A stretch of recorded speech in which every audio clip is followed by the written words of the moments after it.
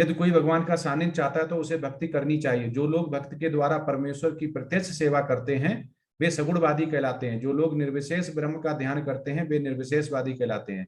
यहाँ पर अर्जुन पूछता है कि इन दोनों में से कौन श्रेष्ठ है। यद्यप परम सत्य के साक्षात्कार के अनेक साधन है, किंतु इस अध्याय में कृष्ण भक्ति योग को सबों में श्रेष्ठ बताते हैं। अब वो कैसे बताते हैं, तो यहाँ पे एक तो पता चल गया है कि भगवान श्री कृष्ण ने बोला कि जो भक्ति योग है वो सबसे उत्तम उत्तम है।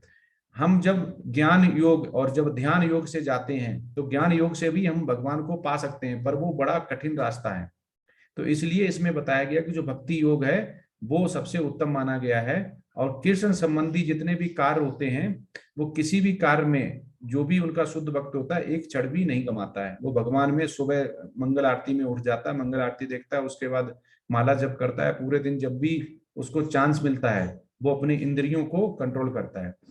वो क्या करता है कि सुबह उठ के अपनी इंद्रियों को कैसे लगा सकता है, तो भगवान अपना मुख से भगवान का कीर्तन संकीर्तन करता है, कान से भगवान के मंगल आरती होती वो सुनता है, आंखों से वो भगवान के पूजा अपने मंदिर में रखा वो उससे करता है, हाथों से वो बुक्स पढ़ता है, भगवान की मंदिर की सफाई करता है, पूजा अर्चना करता है, नाक से वो उनके चढ़ाए हुए फूलों को सूंघता है। ये करने के बाद वो कृष्ण जो भावना भावित होता है वो हो जाता है। वो क्योंकि समय नहीं गवाता है।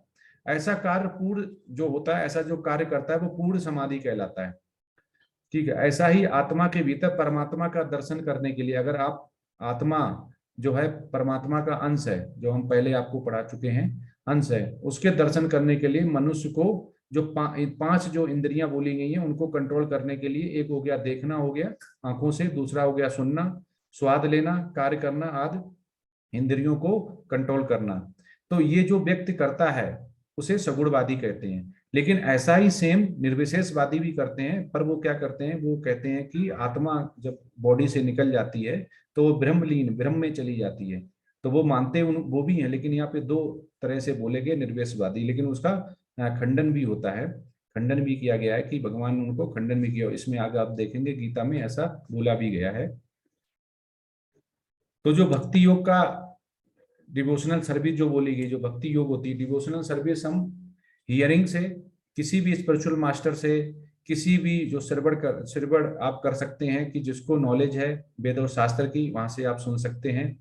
कीर्तनम, chanting about the holy names, जैसे बोला कि हरे कृष्णा कृष्ण कृष्ण हरे हरे, हरे राम राम राम हरे हरे।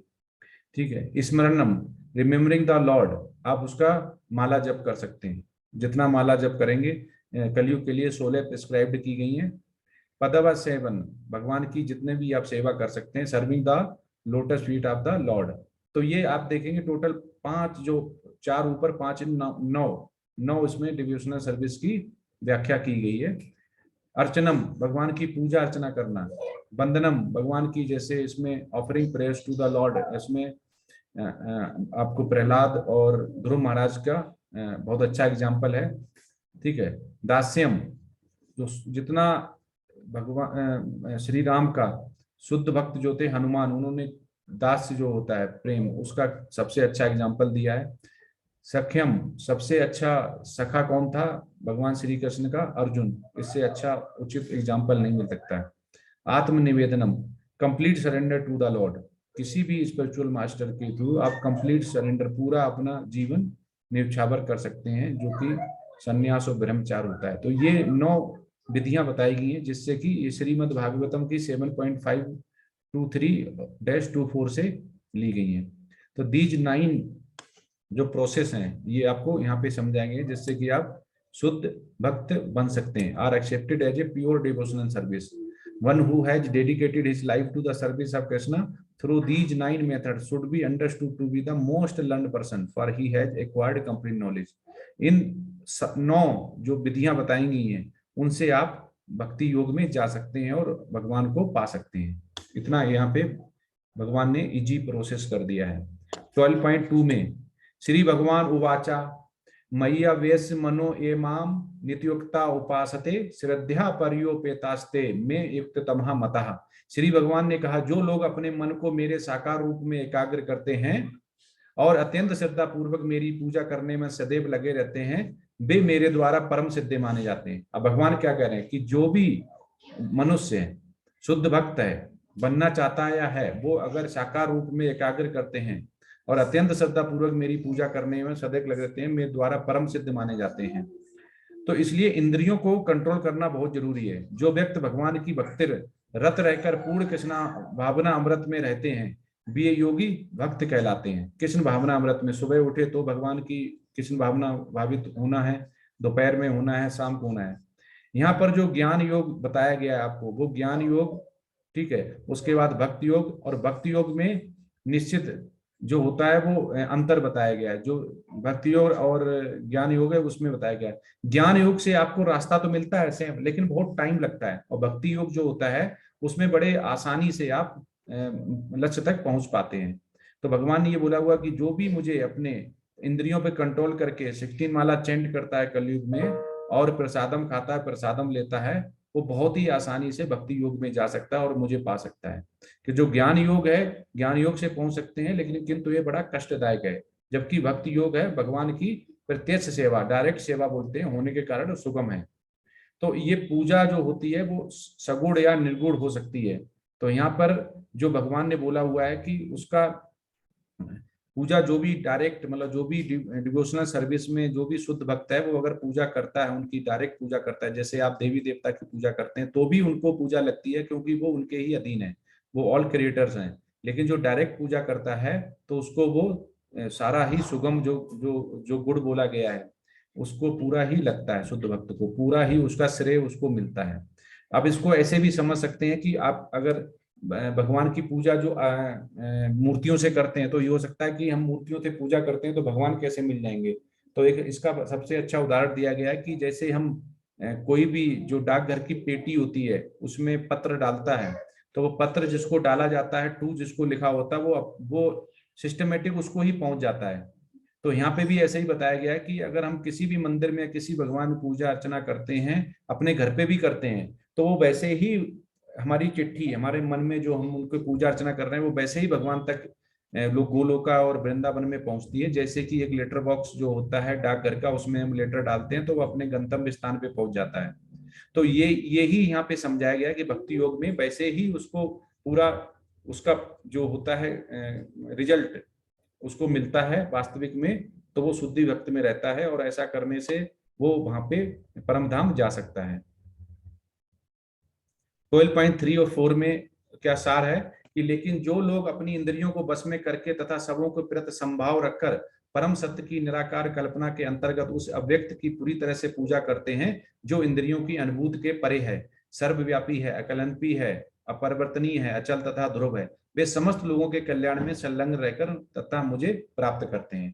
तो इंद्रियां जो बोला गया, इंद्रियों को कंट्रोल करके, जब इंद्रियों को आप कंट्रोल करते हैं तो आपका मन कंट्रोल हो जाता है, और मन जब कंट्रोल हो जाता है तो आपका बुद्धि कंट्रोल हो जाती है, ब्रेन कंट्रोल हो जाता है, ब्रेन तीनों ही कंट्रोल हो जाते हैं। तो आसक्ति आपकी जो इंद्रियां होती हैं, जो भौतिक भौतिक के लिए आपको सुख होता है, सुख दुख होता है, वो उस पर कंट्रोल हो जाता है। आप ज्यादा आपको प्रॉस्पेरिटी मिल गई, ज्यादा सुख हो गए तो भी आप ज्यादा हर्षित नहीं होते हैं, और दुख हो गया तब भी आप ज्यादा दुखी नहीं होते, बिल्कुल स्टेबल रहता माइंड।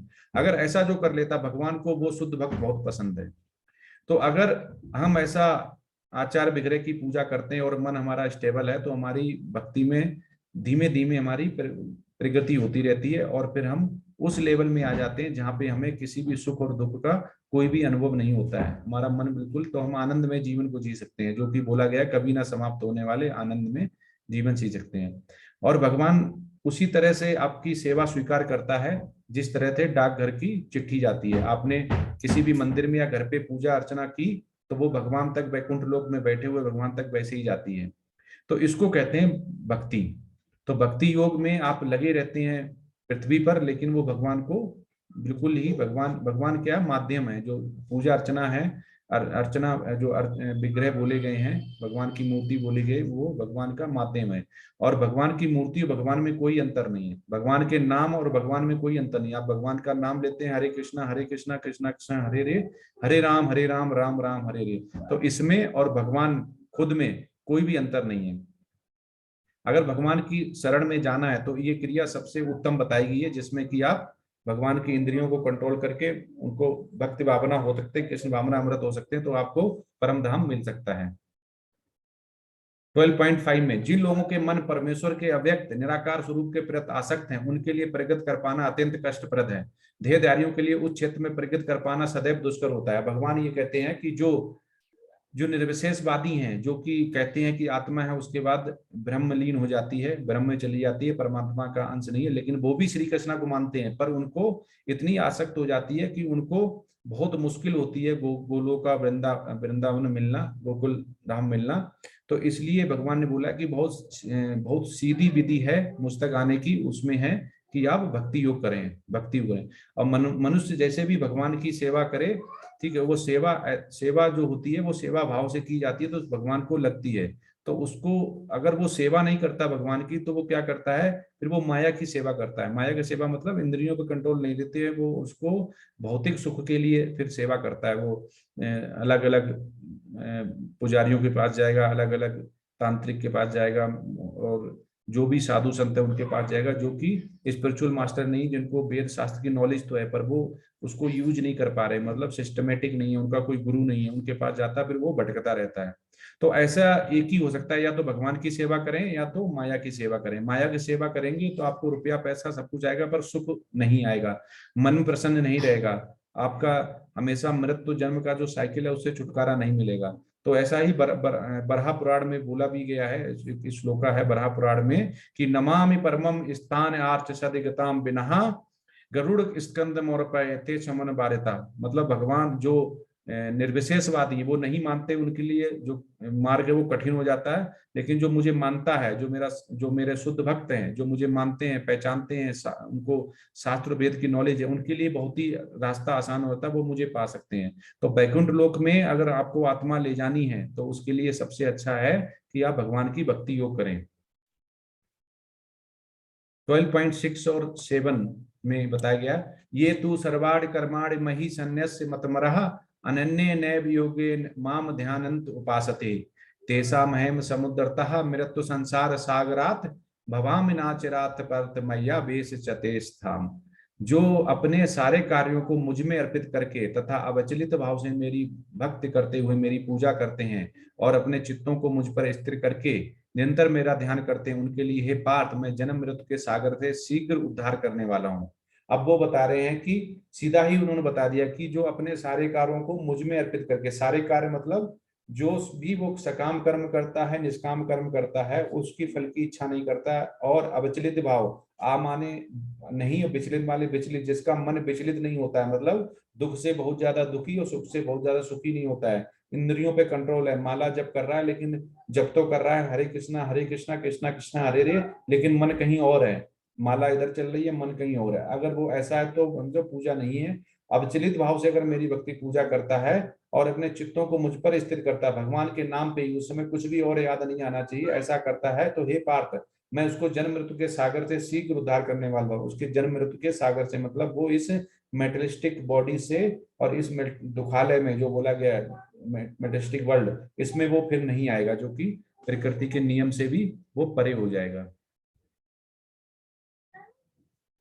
12.8 में मय्येव मन आदस्तो मयि बुद्धिम निवेश्य निविश्य मय्येव अत ऊर्ध्वम ना संशय।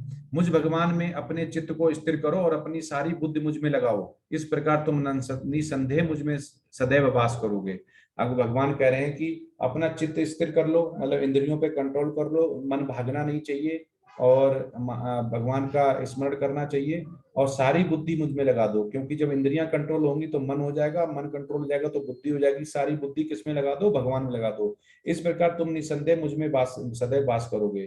तो सालों कालों जो बोले गए हैं कि 5 तरह के जो मुक्ति होती है, तो 4 तरह की मेन मानी गई, एक पृथ्वी पे होती है, तो इसमें अगर आप मुझे मतलब एक गोलोका जा सकते हो, भगवान की सेवा कर सकते हो, दूसरा उनके बॉडी में समा सकते हो, तीसरा है कि यहीं पृथ्वी पर रह के उनका इस प्रीचिंग कर सकते हो, चौथा है कि वो आप गुड़ाकान में रह सकते हो, और पांचवा हो गया कि आप किसी भी जो निगुड़ा में होता है उसमें भगवान की पूजा अर्चना करने के लिए मंदिर रागा नुगा जैसे बोलते हैं उसमें रह सकते हो। तो इस तरह के वो उन्होंने 5 तरह से उनका बताया हुआ है कि कैसे इस मुक्ति पा सकते हो।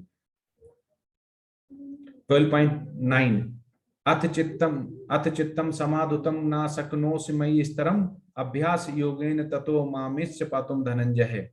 हे अर्जुन, हे धनंजय, ये तुम अपने चित्त को अविचल भाव से मुझ पर स्थिर नहीं कर सकते, तो तुम भक्तियों के विधि विधानों का पालन करो, इस प्रकार तुम मुझे प्राप्त करने की चाह उत्पन्न करोगे। तो वो उस समय गीता का उपदेश दे रहे हैं जिससे कि आने वाले टाइम में सभी को फायदा मिले।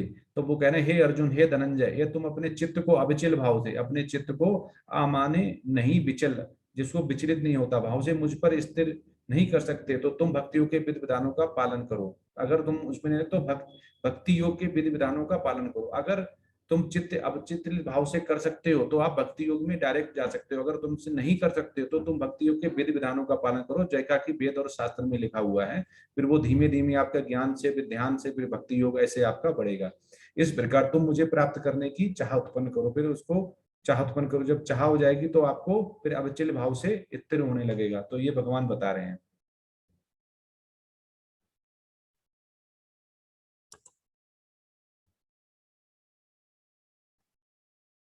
12.10, यदि तुम भक्ति योग के विधि विधानों का भी अभ्यास नहीं कर सकते तो मेरे लिए कर्म करने का प्रयत्न करो, क्योंकि मेरे लिए कर्म करने से तुम पूर्ण अवस्था सिद्धि को प्राप्त कर सकते हो। अब वो भगवान कह रहे हैं कि यदि तुम भक्ति, अगर किसी के परिवार वाले नहीं चाहते कि कोई भक्ति करे, उन्हें पसंद नहीं है कि आप माला जप करो, उन्हें पसंद नहीं कि आप कृष्ण का कीर्तन करो घर में, तो भगवान ने दूसरा बताया कि अगर आप भक्ति योग कर सकते हो, शुद्ध भक्ति नहीं तो भक्ति योग कर सकते हो। वो कह रहे भक्ति भक्ति योग भी विधि विधानों से अगर अभ्यास नहीं कर सकते हो तो मेरे लिए कर्म करो। अब कर्म कैसे करना है? अगर कहीं मंदिर कर रहा है तो उसमें आपने मदद कर दी, ठीक है, मंदिर बनवाने में मदद कर दी, भगवान की जो मंदिर है उसमें आपने पूजा अर्चना में मदद कर दी, उनको धुलवाने में मदद कर दी, फूल लाने में मदद कर दी, जो भी मंदिर में स्पिरिचुअल वर्क होते हैं उसमें आपने मदद कर दी, अध्यात्म के लिए मदद कर दी, तो वो कर्म बोला जाता है। ऐसे धीमे धीमे आप कर्म करेंगे तो घर वाले में भी थोड़ा चेंजेस आएगा, टाइम लगता है लेकिन हो जाएगा। तो भगवान ये कहना चाह रहे हैं कि अगर आप सीधे ही हमें आसक्त नहीं हो पा रहे तो भक्ति योग करो, भक्ति योग भी नहीं कर पा रहे तो मेरे लिए कर्म करो।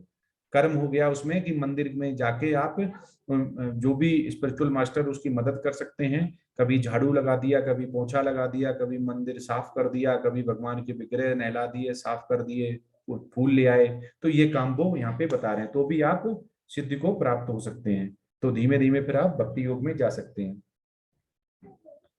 9.27 का एक वो दिया गया है यहाँ पे, यत करोस यत सनास यज्जो होश ददास यत यत पश्यस कौंते तत्कुरुष्म मद परणम। हे कुंती पुत्र, तुम जो कुछ करते हो, जो कुछ खाते हो, जो कुछ अर्पित करते हो या दान देते हो, जो भी तपस्या करते हो उसे मुझे अर्पित करते हुए करो। तो इसमें जैसे हरदास ठाकुरा की कहानी है कि उनपे जो भी उसमें रुपया था, जो कि भक्ति स्मृता सिंधु में वर्णन किया गया है कि उनके पास मान लो 100 रुपीज थे, तो वो 50% भगवान को दान कर देते थे मंदिर के लिए, 25% जो नीडी उनके रिलेटिव थे उनको दे देते थे, और 25% अपने जीवन यापन के लिए रखते थे। तो ये उनका ये दान करते थे। वो कह एक तरीका ये भी है कि आप जो भी कमाते हैं उसमें से कुछ परसेंटेज है आप भगवान के स्पिरिचुअल मास्टर के थ्रू आप मंदिर में दान दे सकते हो, और उसके जो बचा हुआ है उसमें से आप अपना जीवन यापन कर सकते हो। तो यहीं पे भगवान कह रहे हैं कि जो तुम कुछ करते हो, कुछ खाते हो, जो कुछ अर्पित करते हो, दान देते हो, जो भी हो, वो सब भगवान को अर्पित करो। चलो हे भगवान, आपकी वजह से ही मैं आज यहाँ पे हूँ और आपकी वजह से ये कर्म कर रहा हूँ, लेकिन वो विकर्म नहीं होने चाहिए, अच्छे अच्छे सकाम कर्म होने चाहिए। उसके बाद आता है आपका 12.11, अथैत दब्य सक्तो अस कर्तुम मध्यो गमाश्रितः सर्व कर्म फला त्यागम तत्तः कुरहा यथा तमावन। अगर हालांकि अभी चेतना में काम करने में असमर्थ हैं तो अपने काम के सभी परिणामों को त्याग देने की कोशिश करें और आत्मस्थिर होने की कोशिश करें। अब बता रहे कि इसमें अगर आप एक बार निपुण हो जाते हैं, जब चेतना में असमर्थ हैं और सभी कामों को आप त्याग देते हैं, तो उसमें क्या होता है कि आत्मा स्थित होने की कोशिश करें। आत्मस्थित मतलब आप फिर उसको मंथन करें कि हम क्या कर सकते हैं। तो इसमें जो ज्ञान इंद्रियों को कंट्रोल अगर कर लेते हैं और ज्ञान आपको पहले से है तो आप और बहुत जल्दी सुगम रास्ता हो सकता है, लेकिन आपकी इंद्रियां कंट्रोल में नहीं है तो पहले आपको ज्ञान लेना पड़ेगा कि कैसे करना है। उसके बाद आपको ध्यान लगाना पड़ेगा कि हमें मेडिटेट कैसे करना है, कैसे माला जप करनी है, भगवान का नाम याद आना चाहिए इधर। उसके बाद आप भक्ति में जा सकते हैं। जो शुद्ध भक्ति जो शुद्ध भक्त होता है उसको जो भौतिक होता है उसमें कोई लगाव नहीं होता है। वो ना तो खुश होता है और ना ही हानि होने पर दुख होता है, कि लाभ हो गया तो खुश हो गया और हानि हो गई कि आज आज 100 रुपए आ गए तो खुश हो गया और 100 रुपए चले गए तो हानि होगी तो दुख हो गया, तो ऐसा नहीं होता है। तो इसीलिए जो होता है कि वैकुंठ लोक में भगवान की अगर आत्मा को ले जाना है तो आप, कुछ भक्त होते हैं वो अष्टांग योग जो बोला गया वो करते हैं, साध लेते हैं, और कुछ जो लोग होते हैं वो अपनी सिंपल साधना जो भक्ति होती है कि सीधे ही भक्ति करते हैं, जो बोला गया स्पिरिचुअल मास्टर ने बोला गया उस समय साधना भक्ति करके भी सीधे जाया जा सकता है।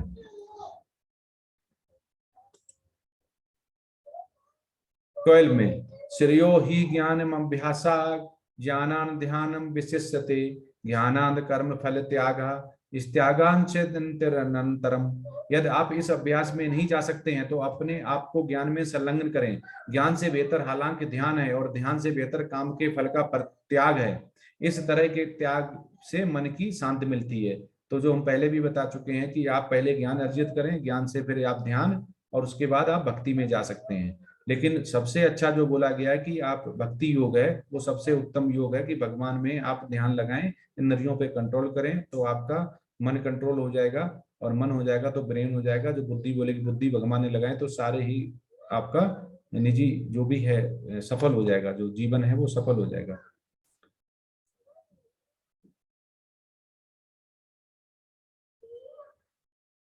अब इसमें ये बताया गया है कि मैं पहाड़ों पर जाऊंगा और ब्रह्म पर ध्यान केंद्रित करूंगा।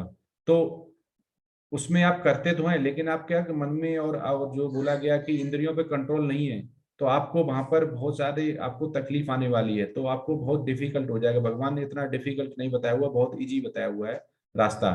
फिर बोलते हैं मैं रेगिस्तान में जाऊंगा और ब्रह्म पर ध्यान करने करूंगा।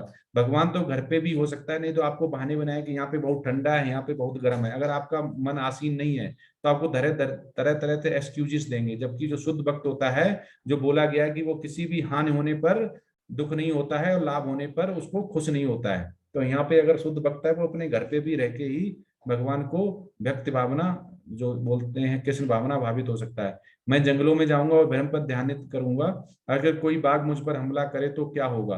अब ये सोच रहे हैं कि सब कुछ करेंगे, लेकिन करना क्या है वो क्लियर नहीं है। तो ऐसा ऐसा एक्सक्यूजेस हैं। मैं इस कलयुग में क्या कर सकता हूँ। तो बताया गया है कि श्री प्रभुपाद ने, और गीता में भी लिखा हुआ है, हरे नाम केवलम क्लाउ नास्ते एवा नासे एक गते अन्यथा। तो श्री नाम का आप हरे कृष्णा महामंत्र का आप जाप कर सकते हैं। तो हरे कृष्णा महामंत्र का जाप करके आप अपने आसक्ति ला सकते हैं। और ऐसा जो जो इसकी पुष्टि है वो उसमें उपनिषद में भी लिखी हुई है, यतनो साधन संपिता पुरुष तथा विनाशम तनास्तो ना नारायण ऐसा। जो भगवान है वो नारायण है, और उनसे अगर हम मिल जाते हैं, भक्ति योग करते हैं, तो वो सभी का उद्धार कर देते हैं। लेकिन जो निर्विशेषवादी हैं उनका रास्ता दुर्गम हो जाता है, कठिन हो जाता है। भगवान की पूजा वो भी करते हैं, लेकिन वो डायरेक्ट ना करके इनडायरेक्ट उनको करते हैं, तो इसलिए उनको टाइम लगता है। और इसमें शुद्ध भक्त की संगत बहुत जरूरी है। जो भक्ति योग में जाने के लिए शुद्ध भक्त की संगत बहुत जरूरी है, जिसमें कि आप भक्ति योग कर सकते हैं, उनके उनके साथ आप श्रवण कर सकते हैं, कीर्तन कर सकते हैं, और हरे कृष्णा महामंत्र का जाप कर सकते हैं, 16 माला चेंट कर सकते हैं, 4 रेगुलर जो आपको प्रिंसिपल बताए गए कंट्रोल करने हैं, और श्री जो जो प्रसादम होता है वो प्रसादम बनाना है और वो बांटना है और वही खाना है। तो अब आप जब प्रसादम खाते हैं तो शुद्ध होते जाते हैं। 12.134 में, जो किसी से द्वेष नहीं करता लेकिन सभी जीवों का दयालु मित्र है, जो अपने को स्वामी नहीं मानता और मिथ्या अहंकार से मुक्त है, जो सुख दुख में संभव रहता है, सहिष्णु है, सदैव आत्म तुष्ट रहता है, आत्म संयमी है, तथा जो निश्चय के साथ मुझ में मन तथा बुद्धि को स्थिर करके भक्त में लगा रहता है, ऐसा भक्त मुझे अत्यंत प्रिय है। देखो सुदामा, सुदामा इतने उनके शुद्ध भक्त थे कि उन्होंने कभी भी कितना भी प्रॉब्लम हुई कभी भी उनके पास नहीं गए, उनके साथ उन्होंने शिक्षा ली, उनके बहुत अच्छे मित्र थे, लेकिन कभी नहीं गए। लेकिन एक बार उनकी पत्नी ने भेज दिया कि जाइए एक बार देख आइए, उनसे मिल आइए। तो वो इतने डरे हुए थे कि इतने बड़े जो है राजमहल में कैसे जाएंगे। और उन्होंने द्वारबान को बताया कि ये आए, उनसे बोल देना। और जैसे ही उनको बताया तो उन्हें लगा कि वापिस जाने लगे, वो वापिस जाने लगे। श्री कृष्ण ने सुना कि सुदामा आए हुए हैं, तो वो दौड़ते हुए भाग लिए, उनको वहां से लेके आए। उनके बाद उनकी जैसे एक ब्राह्मण की पूजा अर्चना करते हैं वैसे की, एक पूरा नियंता परम ब्रह्म भगवान श्री कृष्ण खुद कह रहे। तो वो ये यहाँ दिखाने चाह रहे कि शुद्ध भक्त कैसा भी हो, भगवान उसको इतना दयालु है, इतना कोई भी कष्ट नहीं देता है उसको। भगवान इतनी मधुर उसमें लेता है, जो भी शुद्ध भक्ति में लेता है, तो उन्होंने उसी तरह से किया कि एक मनुष्य जिस तरह से एक ब्राह्मण की सेवा करता है उसी तरह भगवान ने किया। तो ये दिखाता है डिटर्मिनेशन। अगर हम डिवोशनल सर्विस में है तो हमें सिंसियर, पंचुअल और डिटर्मिनेशन बहुत जरूरी है, जिससे कि हम एग्जाम्पल सेट कर पाए। तो भगवान श्री कृष्ण ने एग्जाम्पल ही सेट किया कि Lord Krishna washing the feet of his friend Sudama, कि इसमें जो भगवान होते हैं वो इतने दयालु होते हैं, वो जान जाते हैं कि उसको क्या चाहिए, फिर वो उसको वैसे ही उसी रूप में। सुदामा ने कुछ भी नहीं बोला, लेकिन भगवान जान गए इनको क्या चाहिए, जाते समय उन्होंने बहुत कुछ उनको दिया। 12.15, जिससे किसी को कष्ट नहीं पहुंचता तथा जो अन्य किसी के द्वारा विचलित नहीं किया जाता, जो सुख दुख में, भय तथा चिंता में संभव रहता है, वह मुझे अत्यंत प्रिय है। वो कह रहा है कि जो मन पे जिसका कंट्रोल है, इंद्रियों पे कंट्रोल है, और वो विचलित नहीं होता, और मुझ में जो मन लगाता है, वह मुझे बहुत अत्यंत प्रिय है। तो जैसा भगवान बताते हैं वैसा ही उनको फिर अगर बन जाता है तो उसको पक्का ही भगवान धाम और जो गोलोका मिलता है, ऐसा भगवान बता रहे हैं। 12.16 में क्या कह रहे हैं, मेरा ऐसा भक्त जो सामान्य कार्यकलापों पर आश्रित नहीं है, जो शुद्ध है, दक्ष है, चिंता रहित है, समस्त कष्टों से रहित और किसी फल के लिए प्रयत्नशील नहीं रहता, मुझे अतिशय प्रिय है।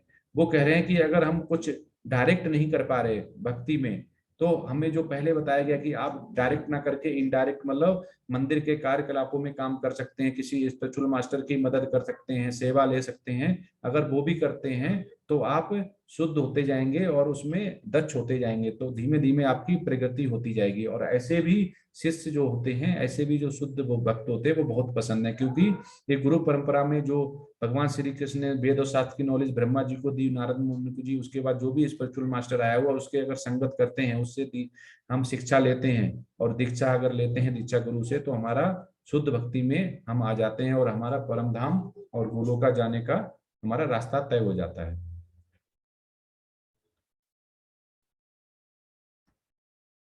12.17, जो ना कभी हर्षित होता है, ना शोक करता है, जो ना पछताता है, ना इच्छा करता है, तथा शुभ तथा अशुभ दोनों प्रकार की वस्तुओं का परित्याग कर देता है, ऐसा भक्त मुझे अत्यंत प्रिय है। तो यहाँ भगवान कह रहे हैं कि जो मुझ में, अगर मुझ में आसक्ति कर लेता है और अपने आप को मेरे ऊपर छोड़ देता है, तो मैं उसको शेल्टर देता हूँ, मैं उसको प्रोटेक्ट करता हूँ। तो इसमें आप देख सकते हैं कि बालक बैठा हुआ भगवान का नाम ले रहा है, और उसको कितना भी हाथी आए, चाहे कोई भी उसको मारने पीटने आए, उसको छू भी नहीं सकता, ऐसा भगवान बताना चाह रहे हैं। तो ये, अगर आप प्रहलाद की आप देख सकते हैं, प्रहलाद महाराज की कहानी देख सकते हैं, आप ध्रुव महाराज की कहानी देख सकते हैं, सुखदेव स्वामी जी ने परीक्षित महाराज को भी ऐसा ही भागवतम सुनाया था। तो ये सारे जब लीलाएं भगवान की सुनते हैं, भगवान में आसक्त होते हैं, भगवान की पूजा अर्चना करते हैं, तो इनको फल अवश्य मिलता है। तो शुद्ध भक्ति और भक्ति योग में रहने का फल भगवान जरूर देता है। और वो कहता है कि जो भी मेरे असीन हो जाएगा, जो मुझ में मन रमाएगा, बुद्धि लगाएगा, भक्ति योग करेगा, मैं उसको वचन देता हूं कि मैं उसकी रक्षा करूंगा। तो ये भगवान ऐसा करता है।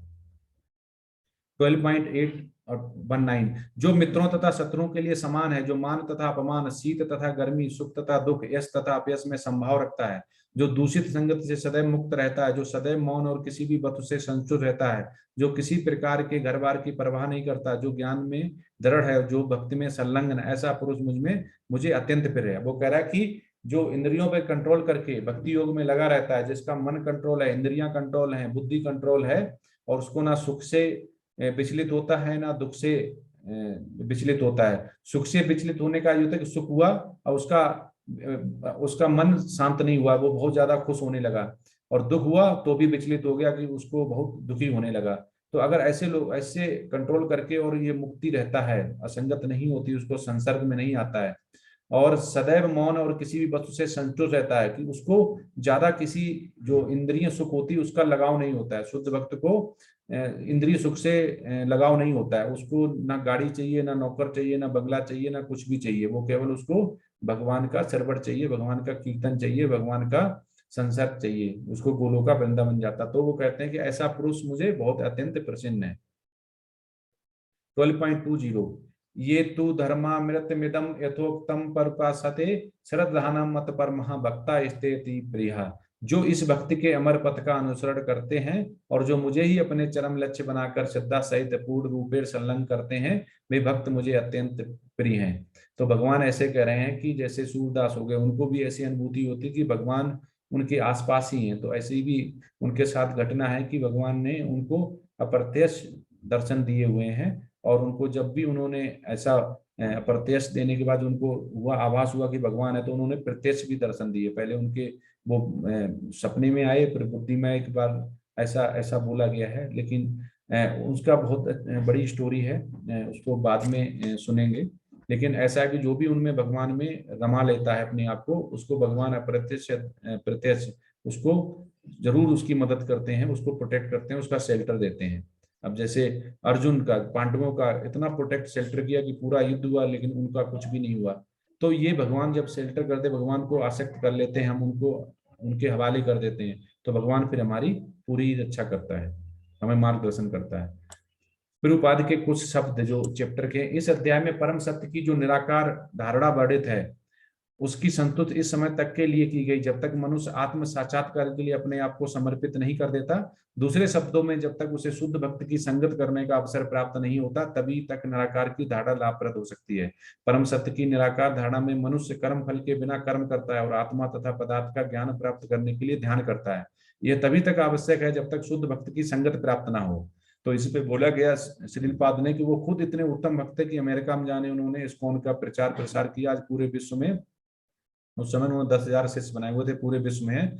और विश्व का सबसे बड़ा मंदिर हमारे यहाँ ही इंडिया में बन रहा है, मायापुर में, जो कि कलकत्ता के पास है। तो ऐसा आज उनको उस समय भगवान में उन्होंने मन लगाया और अपनी पूरी दृढ़ निश्चयता के साथ वो इतने शुद्ध भक्त थे कि वहां पे पहुंच गए। और जहाँ पे इंग्लिश को, जो मैन होते हैं इंग्लिश मैन, उनको समझाना आसान नहीं होता, क्योंकि साइंस और टेक्नोलॉजी में सबसे आगे होते हैं, पर उन्होंने समझा दिया कि भगवान क्या है, गीता का पूरा सार समझा दिया, अब उनके साथ हो गए। तो जो इसमें बोला गया कि हम जब भी किसी स्पिरिचुअल मास्टर या किसी शुद्ध भक्त का साथ करते हैं, संसर्ग करते हैं, तो हमारे पाप धीमे धीमे धुलने लगते हैं और हम शुद्ध भक्ति की तरफ जाने लगते हैं। तो इसलिए हमें कोई भी जो शुद्ध भक्त होता है, वो किसी भी जो शुद्ध भक्ति की अगर संसर्ग करता है, साथ करता है, संगति प्राप्त हो जाती है, तो धीमे धीमे उसमें चेंजेस आने लगते हैं। तो कोई भी शुद्ध भक्त मेरे सीधे के सामने संलग्न हो तो उसे आत्म साक्षात्कार के लिए सोपान पार नहीं करने होते हैं। भगवत गीता में मध्य के 6 अध्यायों में जिस प्रकार भक्ति का वर्णन हुआ है, वो अत्यंत ही हृदय ग्राही है। तो ये धीमे धीमे जो मॉड्यूल है कि फर्स्ट से 6 फिर 7 से 12, तो ये धीमे धीमे हम आगे भक्ति योग की तरफ बढ़ते जा रहे हैं। तो उसमें ये भी डिटेल में आता है कि हम कैसे भगवान की सेवा करें, सेवा करेंगे तो हमें क्या मिलेगा, ज्ञान क्या है, ज्ञान योग क्या है, ध्यान योग क्या है, भक्ति क्या हो, इंद्रियों को कैसे कंट्रोल करें। तो भगवान बार बार यही बोलते हैं कि मुझ में आसक्ति करो, मुझ में इंद्रियां कंट्रोल करो, मन कंट्रोल करो, बुद्धि कंट्रोल करो, तो आपको ये भक्ति योग मिल सकती है। तो इसमें टाइम नहीं लगेगा। तो ऐसा है। हरे कृष्णा। तो ये आज का हुआ। अब थोड़ा आपको वो दिखाते हैं कंट्रोल वाला, उसके बाद क्वेश्चन आंसर लेते हैं। 14, डू नॉट चेज एलेजरी प्लेजर। इसमें बोला गया क्या होता है, जो हमें सुख चाहिए होता है, तो ये सारा जो सुख है, जो इंद्रियां हैं, कंट्रोल नहीं है, वो सारा क्या है, मेटलिस्टिक है। ये कोई नया नहीं है। Not in the sense of object, ना कोई नई वस्तु है। नॉट एग्जिस्टिंग एनीवेयर, ना कोई पहले एग्जिस्ट करता था, ना कोई नई है, ना पहले का, ना इनोवेटिव है, ना यूनिक है। Except in the mind, mind को छोड़ के।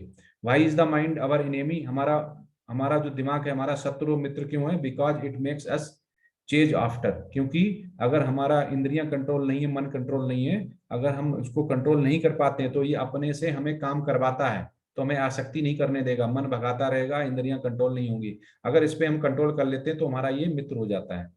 नॉन एक्सटेंट ऑफ प्लेजर, तो अगर इसमें हम कर लेते हैं तो हमें किसी तरह का सुख दुख नहीं चाहिए। जो बोला कंट्रोल हो जाता है, तो हम ना सुख से ज्यादा लाभ से सुख मतलब खुश होते हैं, और ना हानि से दुख होता है। रिमेम्बर टाइम, टाइम क्या है? ये टेम्पररी है, इल्यूजरी है, मेजरेबल है, एंजॉयमेंट है। तो इसको ध्यान रखें कि टाइम ऐसे ही नहीं गुजारें, भगवान की पूजा अर्चना जरूर करें। बाउंड और फ्री, ये है चॉइस आपकी। Being a slave to a bad habit और a servant of a good habit, the choice is yours.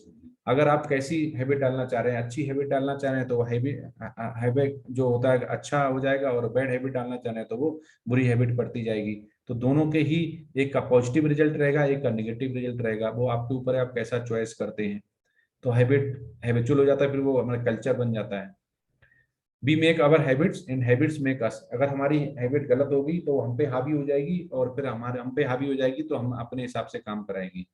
तो इसमें कैसे हम आगे प्रगति करते हैं वो बताया गया है कि जो लस्ट होती है, ठीक है, उसको अगर हम हार्नेस करते हैं तो into positive energy by Krishna consciousness, अगर पॉजिटिव कृष्णा तो मोड ऑफ गुडनेस आता है, ठीक है, फिर प्रेम आता है, इटर्नल ब्लिस मिलती है। अगर वही रेत होती है तो इल्यूजन होता है, मोड ऑफ इग्नोरेंस होता है, सफरिंग कंटिन्यूस मतलब। तो भगवान से हम प्रेम करें, भगवान में शक्ति लगाएं और भगवान की पूजा अर्चना करें, तो हमारा क्या होता है कि जो लस्ट और ग्रीड और एंगर है वो कंट्रोल हो जाता है। तो हमें आसक्ति नहीं रहती, किसी भी इंद्रिय सुख की आसक्ति नहीं रहती, हम अपना जीवन हम बहुत आसानी जी सकते हैं। हम भगवान की पूजा अर्चना कर रहे हैं, स्पिरिचुअल मेथड है, मेथड सा माइंड कंट्रोल। माइंड कंट्रोल तो हो गया कि हम मेडिटेशन कर रहे हैं, भगवान का नमा जपा नाम कर रहे हैं, उसको आप हरे कृष्णा महामंत्र जप रहे हैं, 60 माला चेंट कर रहे हैं। आप किसी के साथ कीर्तन संकीर्तन जो बोला गया वो कर रहे हैं, जो शुद्ध भक्तों के आप संसर्ग में आते हैं, जो बोला गया साथ में आते हैं। जो सोल कवर्ड बाई जो तीन पहले भी बता चुके हैं कि ग्रॉस बॉडी हो गया, तो इन तीनों को ही हमें कंट्रोल करना है। तो तीनों को कंट्रोल करने के लिए सबसे पहले है कि इंद्रियां कंट्रोल होनी चाहिए, उसके बाद मन कंट्रोल होना चाहिए, फिर उसके बाद बुद्धि कंट्रोल होना चाहिए। जो सोल है वो सत्यचित आनंद है। 16 एसोसिएशन, जब भी हम किसी चीज को मोल्ड करते हैं, अगर हॉट है तो वो मोल्ड हो जाती है, अगर वो कोई चीज अगर ठंडी है तो नहीं हो पाती। तो जितनी जल्दी हम अपने आप को मोल्ड कर लें उतना ही हम जल्दी हम फ्लेक्सिबल होके मुड़ सकते हैं, भगवान की तरफ लगा सकते हैं। जितना टाइम बीतता जाएगा उतना रिजिड होते जाएंगे। Read thought provoking books daily, हम भगवान की जो भी बुकें हैं वेद और शास्त्र उसको हम पढ़ें। अगर कुछ हम अलग बुक पढ़ते हैं जो वेद और शास्त्र की नहीं है तो वैसा ही हमारा मन और हैबिचुअल हो जाती। Indulge in the activity that are enlivening and enlightening and inspiring, तो अच्छी अच्छी जो वेद और शास्त्र की बुक है वो पढ़ें, उसमें बहुत अच्छी बुक प्रभुपाद ने लिखी हुई है, मोर देन 100। मार्क ट्वेन क्या कह रहे हैं, the man who does not read good books has no advantage over the man who can not read them.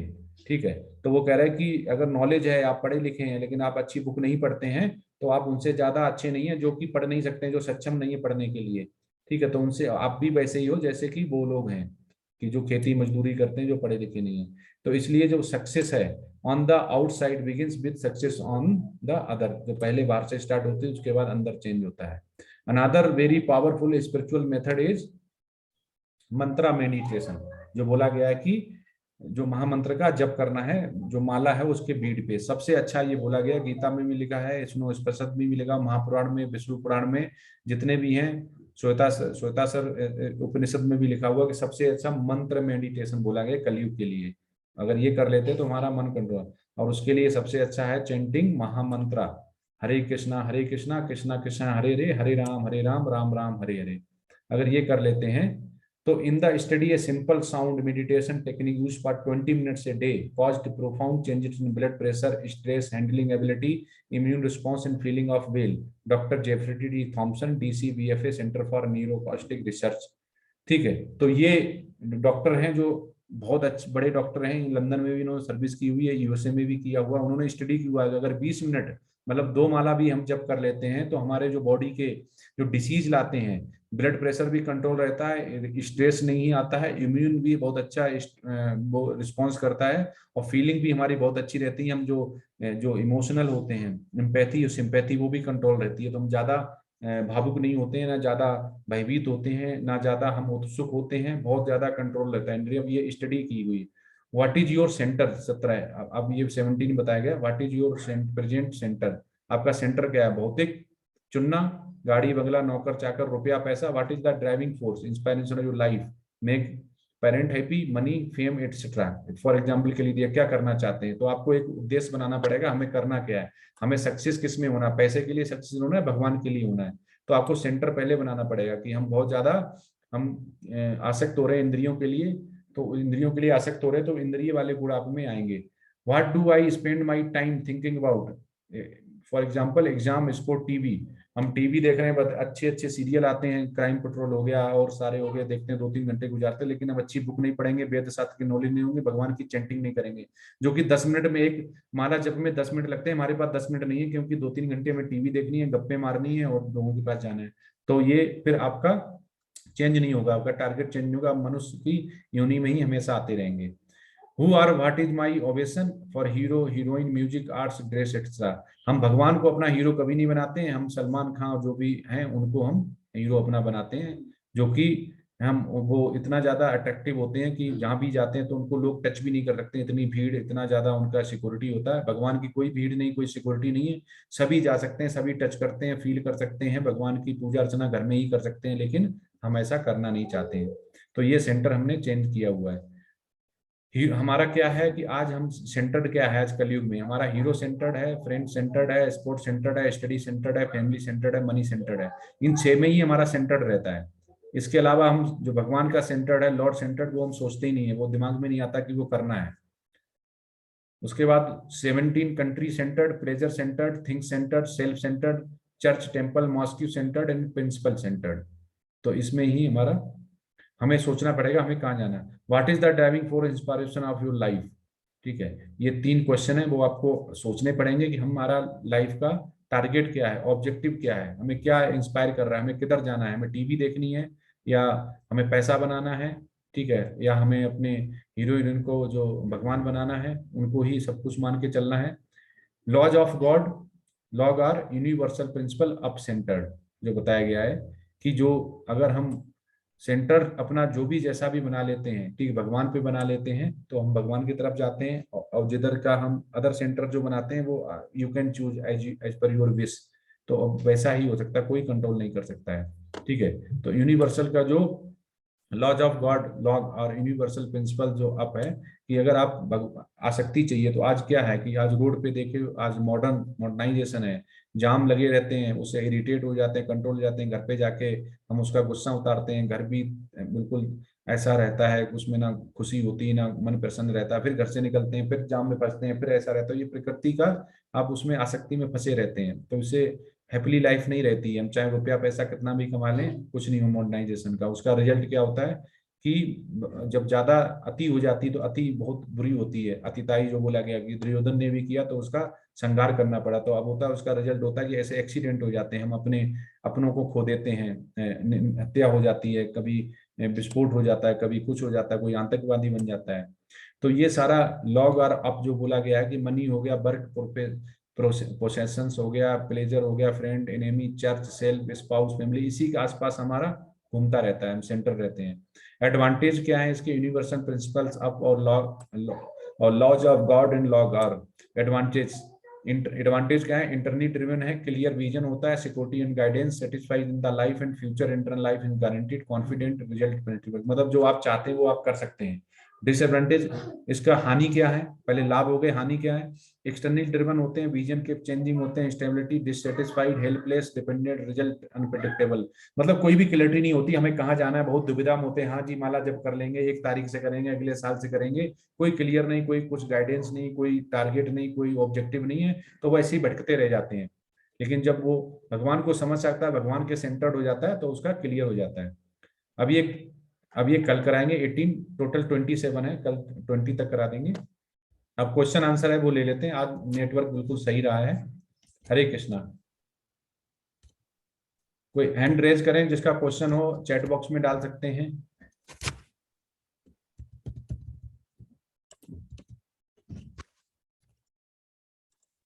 हरे कृष्णा, भक्तों का कोई क्वेश्चन हो तो हैंड रेज करें। प्रभु जी, चैट बॉक्स में क्वेश्चन आया है। प्रभु जी, मंदिर में काम करना ही सिर्फ भक्ति है? जो भूखा है या भीख मांग रहा है उनका सेवा भी तो भक्ति है, क्योंकि भगवान तो सब में है। नहीं, बिल्कुल सही है। तो अभी तो आपने 11 चैप्टर में पढ़ा हुआ है, भगवान कह रहे हैं अगर आप भक्ति योग नहीं कर पाते हैं तो आप ज्ञान ज्ञान से भक्ति लें, ज्ञान, वेद और शास्त्र और अच्छी बुक पढ़ें। अगर वो भी नहीं हो पा रहा है तो भगवान भगवान के कर्म में, भगवान का जो भी स्पिरिचुअल मास्टर है, मंदिर बना हुआ है, पुजारी है, वहां पे भगवान के लिए कर्म करें, मतलब मूर्ति के लिए कर्म करें, उसको नहलाए धुलाएं, मंदिर की सफाई करें, साफ सफाई करें, पूजा अर्चना के लिए फूल लेके आए, तो वो भी कर्म है, वो भी मिलेंगे। पर इसमें टाइम लगता है क्योंकि आप प्रत्यक्ष नहीं कर रहे हैं, अप्रत्यक्ष कर रहे हैं। इसलिए अगर आप दूध ला रहे हैं घर में और थैली का ला रहे हैं तो ये क्या अप्रत्यक्ष हुआ, आपको नहीं पता वो प्योर है या नहीं है। लेकिन जो आपके पास अगर गाय है, आप दूध दूध रहे हैं, तो आपको पूरा कॉन्फिडेंस है ये दूध प्योर है, आप बच्चों को दे सकते हैं, कोई हानि नहीं है, बीमारी नहीं होगी। ऐसे ही यहाँ पे है कि आप कर रहे हैं, तो वो उन्होंने भगवान ने सरल विधि बताई हुई है कि ज्ञान से बहुत टाइम लगता है, निर्विशेष बात है, बहुत टाइम लगता है, लेकिन आप अगर भक्ति करते हैं तो आपको बहुत डायरेक्ट उसका बेनिफिट मिलता है। प्रभु जी मंदिर में काम करना ही सिर्फ भक्ति है? तो ये भक्ति नहीं बताई गई, ये कर्म बताया गया है, भक्ति नहीं बोली गई उसको भी। जो भूखा है या भीख मांग रहा है उनकी सेवा भी तो भक्ति है। वो भूखा है, सेवा है, वो तो खुद भी वो कर्म क्यों नहीं कर रहा करने के लिए? उसको कर्म करना चाहिए ना, आप भी तो कर्म कर रहे हैं। वो अगर भीख मांग रहा है और भूखा है तो भगवान ने उसको बुद्धि दी हुई है, इंद्रियां दी हुई है, आपको भी दी हुई है। अगर आप उसकी मदद कर सकते हैं तो वो खुद की मदद कर सकता है। वो मंदिर में जाके भगवान की पूजा अर्चना करे, वहां पे प्रसादम बनेगा, वो खाए। वो भीख क्यों मांग रहा है? क्योंकि भगवान तो सभी में है, भगवान का अंश सभी में है। तो इसीलिए तो भगवान बोल रहे हैं कि अगर आप भक्ति योग करो, ध्यान योग करो, ध्यान योग नहीं हो रहा है तो आप उसके ऊपर ज्ञान योग लो, ज्ञान योग नहीं हो रहा ध्यान योग लो, ध्यान योग हो रहा है फिर उसके बाद भक्ति योग लो।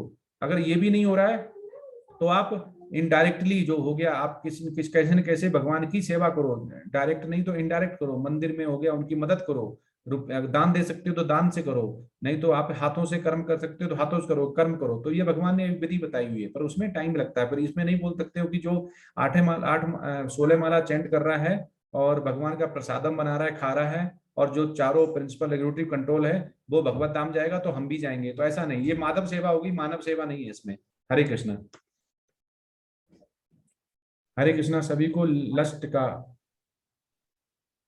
लस्ट का जो मोह होता है ना, जैसे लस्ट, ग्रीड और एंगर बोलते हैं, सब उसी से उत्पन्न होता है कि हमें जो इंद्रियों से जो भौतिक है उसका, हमें जैसे हम एग्जांपल बताएं कि हमें बहुत ज्यादा मोह है अपने गाड़ी से, तो गाड़ी हमें मिली और उसमें कुछ स्क्रैच आ जाए या हमें नहीं मिल पाए, हमने सोचा शाम तक हमें गाड़ी मिलनी चाहिए, इतने आसक्त थे, तो हमें क्या होगा, उससे मोह हो गया।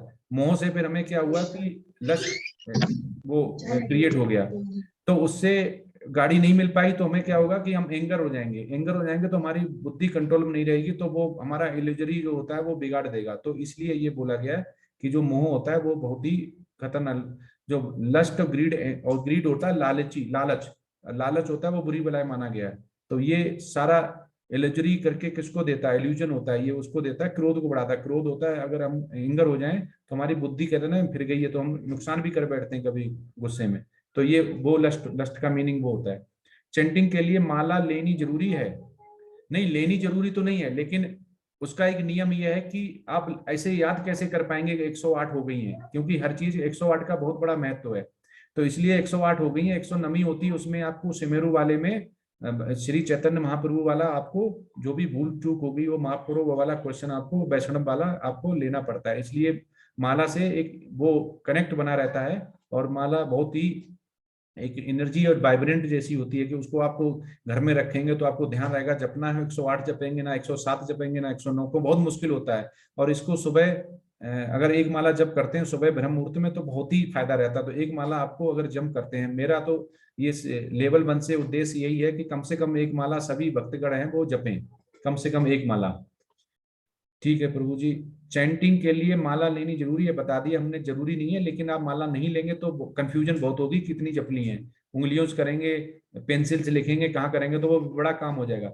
रात को चैंटिंग करते करते सो जाता हूँ, कुछ पाप चढ़ेगा इससे? नहीं, पाप नहीं चढ़ेगा, जितना जप पाए हैं होश में उतना ही आपको पुण्य मिलेगा, बस लास्ट वाले का कुछ नहीं मिलेगा। रात को चैंटिंग करते करते सो जाता हूँ, कोई दिक्कत नहीं। और कोई क्वेश्चन है, कोई हैंड रेज है? नहीं प्रभु जी, नहीं प्रभु जी, ये मैंने एक चीज देखा है माला के अलावा भी एक काउंटर रहता है उसमें भी। जैसे वो मायापुर का एक गाड़ी आया था हमारा उधर, वो लोग काउंटर दे रहा था कि कोई भक्तजन अगर माला से मतलब शुद्ध नहीं है, डरता है, तो काउंटर भी यूज कर सकता है। उसमें 1 से लेके 1000 तक काउंटिंग कर हाँ, सकता है। जो जो मॉल वगैरह में रहते हैं ना, जो सिक्योरिटी गार्ड के पास वो काउंट कर लेता है, वही वाला ना? हाँ हाँ, वही वाला प्रभु जी, वो हाँ। मायापुर का वो एक गाड़ी आया था। नहीं, उसमें वो कर सकते हैं, लेकिन होता क्या है कि ये आपको शिक्षा तक तो ठीक है, लेकिन जब दीक्षा मिलती है तो आपको दीक्षा गुरु एक माला देते ही है, तो वो माला पे क्या होता है कि एक एनर्जी वाइब्रेंट रहती है, उसको हम रात रखते हैं तो हमें याद भी रहती है, घर में रहती है, तो हमें अट्रैक्ट भी करती है कि हमें जपा करना है। ये थोड़ा मेटेरियलिस्टिक हो जाता है, मॉडर्न हो जाता है जो काउंटर वगैरह है। तो काउंटर में क्या होता है कि हम जप रहे हैं तो वो पहले दब गया, या वो पूरा मटेरियल का बना हुआ है, मॉडर्नाइजेशन है, टेक्नोलॉजी है, वो अगर कुछ इधर उधर भी हो गया तो फिर उस पर कंट्रोल। इसमें क्या होता है कि एक एक बीट पे हम करते हैं तो हमारा टाइम पे भी कंट्रोल रहता है और वो भी रहता है। वो काउंटर से भी कर सकते हैं, पर क्या है कि ये शिक्षा तो ठीक है, लेकिन दीक्षा लेने के बाद जो माला मिलती है उसी से भी जपना है हमें। और भक्ति का भी उसमें डायरेक्ट मतलब कनेक्ट रहता है प्रभु जी, हाँ माला।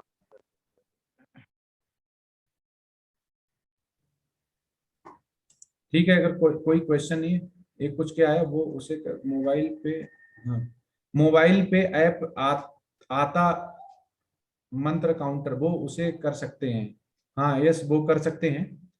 जोड़ियां ऊपर से बनती हैं, मीन्स हमारी लाइफ में कौन आएगा कौन जाएगा ये सब भगवान की मर्जी होती है, ये पहले से फिक्स होता है। नहीं जी शिवानी माता जी, ये जोड़ियां ओड़ियां हैं, ये भगवान श्री कृष्ण जोड़ियां नहीं बनाते हैं। क्योंकि हम इसका एग्जाम्पल देते हैं, मान लो आप हस्बैंड वाइफ हैं, आप बहुत ज्यादा भगवान में रम गई हैं, आप भगवान की आसक्ति हैं, भगवान की भक्ति योग मांगे, लेकिन हस्बैंड नहीं पसंद करते हैं, उन्हें पसंद नहीं, वो पूरे लस्ट और ग्रीड एंगर में पूरे ही डूबे पड़े हैं, चाशनी में जैसे जलेबी निकलती है वैसे करके, इतने मीठे हो रखे हैं, तो वो नहीं पसंद करते हैं। तो जब वो आसक्त नहीं है तो उनको परम जो धाम बोला गया गोलोका वृंदावन मिलेगा ही नहीं है। जब वो मिलेगा नहीं तो आप दोनों लोग तो वैसे ही बिछड़ जाएंगे। तो ये एग्जाम्पल सभी के लिए है कि जो भी मनुष्य भगवान की आसक्ति और भक्ति योग में रहता है उसको परम धाम मिलता है, और जो नहीं होता उसको मृत लोक मिलता। तो मृत लोक उनको मिलेगा, आपको जब तक आपकी इच्छा नहीं होगी तब तक वृंदावन से आप नहीं आ सकते, तो दोनों लोग मिलेंगे कैसे? तो ये भगवान श्री कृष्ण नहीं बोलते हैं कि मिलते हैं, सभी इंडिविजुअल का, मनुष्य का अपना खुद का लेखा जोखा होता है, जैसे हमारा बैंक अकाउंट होता है जिसमें कि हमने पैसे डाले निकाले, पैसे डाले निकाले। किसी भी जो जोड़ा बनाया गया है ये कि बनता है, ये जोड़ा अगर भगवान श्री कृष्ण ने बोला हुआ है कि ये सारे कर्म का लेखा जोखा है, भगवान ना जोड़ा बनाता है, ये सब हम लोग अपने सहूलियत के लिए अपने उसके लिए बोल देते हैं। ठीक है, भगवान इतनी जरूरत मदद करता है कि दो शुद्ध भक्तों को मिला देता है, अगर होता है उनकी कंडीशन ये रही, शुद्ध भक्तों को मिला देता है। लेकिन ऐसा नहीं कि आपके 7 जन्म का है तो मिल ही जाता है, क्योंकि एक ने पाप कर बैठा। अभी कुछ केस निकल रहे हैं कि हस्बैंड वाइफ हैं, हस्बैंड ने ही पत्नी को अभी कर्नाटका या केरला का केस था, सांप से डसवा दिया और उसको बता दिया कि एक घटना थी, बाद में वो इन्वेस्टिगेशन में निकला कि उसने वो सांप जानबूझ के लाया था, उससे मारने के लिए कटवाया हुआ था। तो इसको आप क्या बोलेंगे, क्या दोनों फिर अगले जन्म में फिर मिलेंगे, फिर वो सांप से कटवाए इसलिए? तो ये तो सारा इल्यूजन है, ऐसा कुछ नहीं होता है। पाप पुण्य के हिसाब से ही आपको कितनी है भगवान का, उसी हिसाब से आपको मिलता है। आपको अपने ही कर्म के हिसाब से आपको अगली बार अच्छा पति मिलेगा और बुरा पति मिलेगा, जैसे आपके कर्म होंगे। हरे कृष्णा।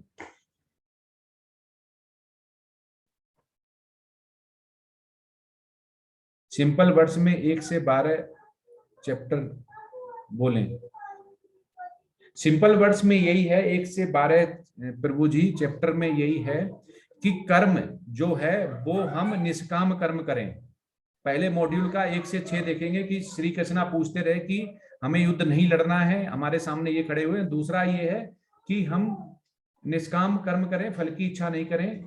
दूसरा अगर सिंपल बात है तो दूसरा ये हो गया कि हम ज्यादा भौतिक चीजों से आसक्ति नहीं लगाएं। भौतिक हो गया रुपया, बगला, नौकर चाकर, टीवी, ये सब आपको अगर इसमें लगे रहेंगे तो भक्ति में नहीं जा पाएंगे। निष्काम कर्म करना है और आपको भगवान में रमना है। और कलयुग के लिए जो बोला गया 1 से 12 तक का अगर बताएं, जो भगवान बोला भक्ति योग, तो आप पहले ज्ञान लें, जो आप अभी ज्ञान ले ही रहे हैं, उसके बाद ध्यान करें, जपा करें, ध्यान जो ले रहे हैं, उसके बाद आप भक्ति योग में ऑटोमेटिक पहुंच जाएंगे। तो 1 से 12 तक का यही निचोड़ है कि अगर सिंपल समझाएं कि निष्काम कर्म करें, भक्ति योग में जाएं, और किसी भी भौतिक से दुख हानि जो होती है उसमें ज्यादा आसक्ति ना रखें, और इंद्रियों पे कंट्रोल करें। जो 5 इंद्रियां होती कंट्रोल करें तो मन कंट्रोल हो जाता, बुद्धि कंट्रोल हो जाएगी और भगवान में बुद्धि लगा सकते हैं। 12 तक का अभी तक यही है, सिंपल शब्द यही है। विशाल प्रभु जी ने पूछा था। माला चैंट करें, 4 जो प्रिंसिपल रेगुलेशन बताए गए वो करें, और प्रसादम बनाए, प्रसादम खाएं। जो प्रसादम खाता है वो भगवान के जैसे अंश होता ना, वो भगवान को उतनी तृप्ति होती है, वो धीमे धीमे शुद्ध होता जाता है, शुद्ध होता जाता है, उसमें भक्ति आती जाती है। हरे कृष्णा। और किसी का कोई क्वेश्चन हैंड रेज किया हुआ नहीं? शिवानी माता जी का है प्रभु जी। हाँ पूछिए माता जी।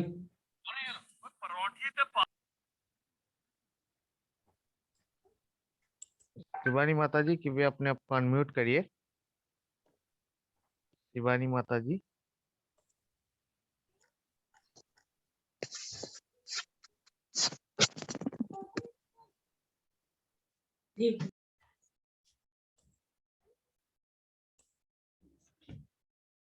हाँ बोलिए माता जी।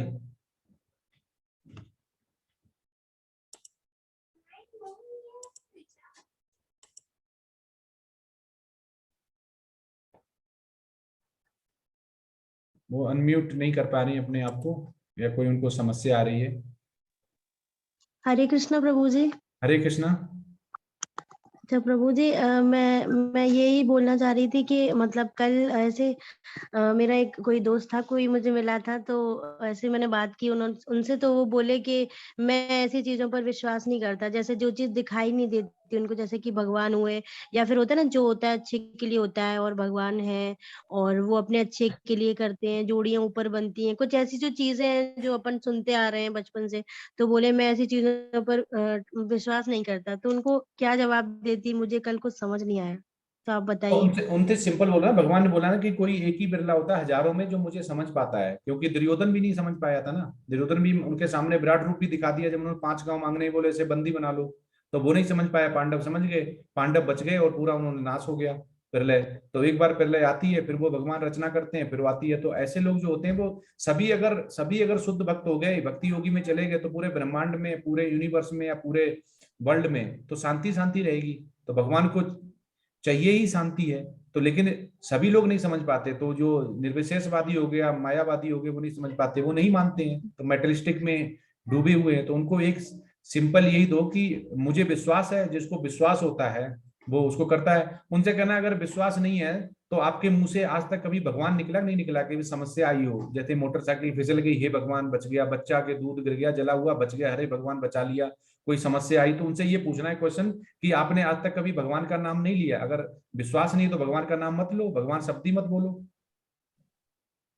सर जैसे समझना तो मतलब प्रभु जी अलग चीज हो गई कि जो बहुत ज्यादा वो है तो वो समझ पाएगा, लेकिन वो तो बोले कि मानता ही नहीं हो क्योंकि भगवान दिखे नहीं आज तक, किस कलर के हैं, तो कैसे दिखते हैं, मुझे तो पता ही नहीं, तो क्या है भगवान जो क्यों चीज नहीं दिखती नहीं उस चीज को मैं मानता नहीं। तो भगवान हमारा दास नहीं ना माता जी, भगवान हम उसके दास हैं, भगवान को हम दास थोड़ी। आपने क्या कर दिया भगवान आपको दिख जाए, ऐसा क्या कर दिया उनका भगवान? कहने का मतलब ये था जो चीज दिखती नहीं है वो चीज को नहीं मानते हैं, भगवान नहीं, नहीं दिखते हैं, नहीं तो ना दिखती तो भगवान हर किसी को नहीं दिखते। नहीं दिखती तो हवा भी नहीं है, फिर मत मानो उसको, ऑक्सीजन होती और है। दिखता और दिखता तो विश्वास भी नहीं है दुनिया में, और विश्वास पर तो पूरी पृथ्वी टिकी हुई है, भरोसा नहीं ही तो तो एक विश्वास जो है। माता जी वेद शास्त्र हैं वो आज के नहीं लिखे हुए हैं, हजारों लाखों साल पहले लिखे हुए हैं, वो ऐसे ही एज इट इज चले आ रहे हैं। और उसपे प्रहलाद महाराज की स्टोरी हो गई, उसके बाद ध्रुव महाराज की स्टोरी हो गई, कृष्णा का अवतार हो गया, और 5154 साल पहले कुरुक्षेत्र का युद्ध हो गया, जन्मभूमि हो गई, मथुरा हो गया, वृंदावन हो गया, गोकुल हो गया। तो ये कौन बसा के चला गया? कोई मूवी का शोले फिल्म थोड़ी है कि एक गांव बसाया और दे गए और चले गए। ये तो सारा भगवान की महिमा है। लेकिन हाँ, भगवान ने खुद बोला हुआ है कि जो शुद्ध भक्त होता है वही मुझे जानेगा, और जानेगा, विश्वास करेगा, वही होता है। योगी होता है, सन्यासी होता है, साधु होता है, वो विश्वास करता है। तो ऐसे लोग अब इनके पिछले जन्म में जिन्होंने बोला है, हो सकता है ये दुर्योधन जैसे रहे होंगे, तो अगले जन्म में तो एकदम पाप नहीं इनके मिट जाएंगे ना, तो अगले जन्म में भी ऐसे रहेंगे। तो बहुत जन्म जन्म लगते हैं भगवान में आने में, कहते हैं ना जन्म जन्म लग जाते हैं। अगर सीधा तरीका नहीं है, शुद्धि भक्ति में नहीं जा पाते हैं, तो बहुत साल लगते हैं, बहुत जन्म लगते हैं। उन्होंने बोला ना ज्ञान से बहुत कठिन हो जाता है, और ध्यान से और कम सरल हो जाता है, उसके बाद जो भक्ति से और सरल हो जाता है। तो भगवान तो खुद ही कह रहे हैं कि सभी बिरला ही एक में समझ पाता है। प्रभुपाद है, उस समय बहुत सारे लोग वृंदावन में थे, लेकिन एक ही उनके इतने शुद्ध भक्त निकले कि उन्होंने अमेरिका जाके और इसका प्रचार प्रसार किया, आवाज देख लो क्या है। तो हम लोग अपनी तरफ से जो डिटर्मिनेशन इसमें बोला गया है कि सिंसिरिटी, पंचुअल डिटर्मिनेशन, अगर भगवान में विश्वास नहीं है तो फिर वो किसी भी विश्वास नहीं करना चाहिए। भगवान ने जल नहीं दिया, उनको जल नहीं पीना चाहिए, हवा दी है तो हवा नहीं लेनी चाहिए, ये कहाँ से आया हुआ है? तो उनको टाइम लगता है, लेकिन जब उनपे कोई विपत्ति आएगी तो वो भगवान की तरफ भगवान ही बोलेंगे। फिर क्या बोलते होंगे वो तो उन्हें पूछना कि जब आप पे विपत्ति आती तब क्या बोलते हैं आप? और प्रभु जी एक और चीज, मतलब ये जैसे कहते हैं ना कि अपनी लाइफ में जो होता है तो मतलब वो भगवान की मर्जी होती है, या फिर जितने भी लोग आते हैं जाते हैं ना, मतलब बहुत सारे लोग आते जाते हैं लाइफ में, और कौन कितने टाइम के लिए, ये सब चीज मतलब ऊपर से हर चीज फिक्स होती है ऐसा बोलते हैं, क्या ऐसा है सच में? नहीं माता जी, जो फिक्स कुछ भी नहीं होता, फिक्स आपके कर्म से होता है। जैसे आपको किस कुल में जन्म मिला हुआ है, उच्च लोक में मिले हुआ है कि अच्छे अच्छा, घर तो में ये मिला हमारे हुआ, कुछ क्या ये पिछले सारे जन्म के कर्म प्रारब्ध, अच्छे होंगे इसलिए। सारे प्रारब्ध से होता है, सारा प्रारब्ध से होता है। और ये जन्म जन्मांतर होता है, लास्ट कोई एक जन्म का नहीं होता है। आपके जन्म जन्म हो सकता है उस जन्म में आपके पूरे पाप नहीं धुल पाए हो, तो अगले जन्म में थोड़ा कम करके अगले जन्म हो सकता है कि इस जन्म में पाप धुल के आए, आपने इस बार फिर पाप कर दिए। क्योंकि जो माया होती है ना, वो माया की हम जो बच्चा पैदा होता है ना, जो बिल्कुल वो कहते हैं ना छोटे बच्चे होते हैं, भगवान का स्वरूप होते हैं, बोलते हैं ना, उसको ब्रह्म बोलते हैं। लेकिन जैसे ही वो भौतिक जो हमारे गुण हैं उसमें आ जाता है, जैसे ही वो भौतिक के गुण में जो आता है संसर्ग होता है, उसके बाद ही वो वही बच्चा, उन्हीं में से एक ही माँ के दो बच्चे हैं, एक का जुआ शराब खेलता है, दूसरा बच्चे IITN और IIM करके और डिप्टी कलेक्टर बनता है। और बनता कैसे हो जाता है? तो उसके पिछले जन्म के उनके प्रारब्ध होते हैं कि किसको क्या मिलेगा। तो एक अच्छे कर्म किए हुए हैं तो उसको वो DM बनता है, उसी माँ का दूसरा बच्चा है वो जुआनी शराबी बनता है। एक ही माँ के दो बच्चे हैं, ऐसा भी नहीं अलग अलग हो। तो ये क्या है? ये प्रारब्ध है, ये जन्म जन्मांतर के चलते हैं। तो जो आपसे प्रभु जी बोल रहे हैं कि हम विश्वास नहीं करते, उनको इसलिए विश्वास नहीं करते, भगवान उनको खुद नहीं एक्सेप्ट कर रहा है। भगवान सभी को एक्सेप्ट नहीं करता है, नहीं तो दुर्योधन को, भीष्म पितामह को और सभी कौरवों को एक्सेप्ट कर लेता।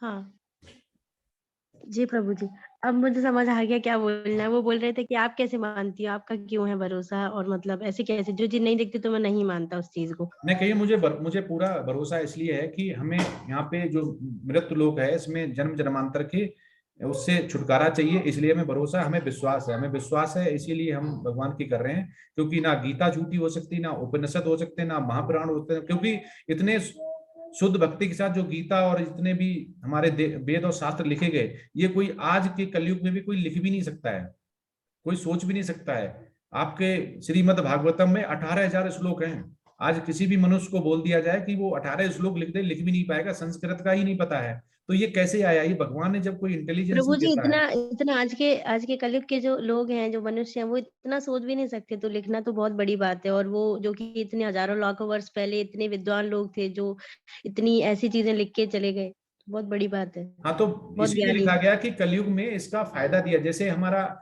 मेडिटेशन होता है, ये क्या डोज है, ये डोज बताए गए हैं कि अगर हमें बुखार आता है तो हम दवा लेते हैं ना, तो हम जो उनसे ये पूछना, जो प्रभु जी मिले, कि आप बीमार होते हैं तो आप दवा लेते हैं डॉक्टर से, तो किस डॉक्टर के पास जाते हैं? क्या विश्वास होता है आपको? पहली बार तो कभी किसी डॉक्टर के पास गए होंगे, तो MBBS MD देखा, आपने मेडिसिन ले ली, फिर आप ठीक भी हो जाते हैं, तो आप विश्वास क्यों करते हैं दवा में? दवा ऐसी दवा क्या है जो आपको ठीक कर देती है? उस पर भी विश्वास मत करो। किसने लिखा हुआ कि ये दवा से ठीक हो जाएंगे? हाँ।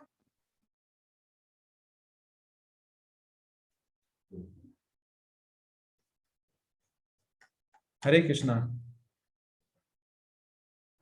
ठीक है, तो आज समाप्त किया जाए। जी प्रभु जी। ठीक है। हरे कृष्णा। हाँ, हरे कृष्णा। प्रभु श्री जी, हरे कृष्ण, हरे कृष्ण। हरे कृष्णा, हरे हरे कृष्णा। कृष्णा, हरे कृष्णा। हाँ, हरे कृष्णा।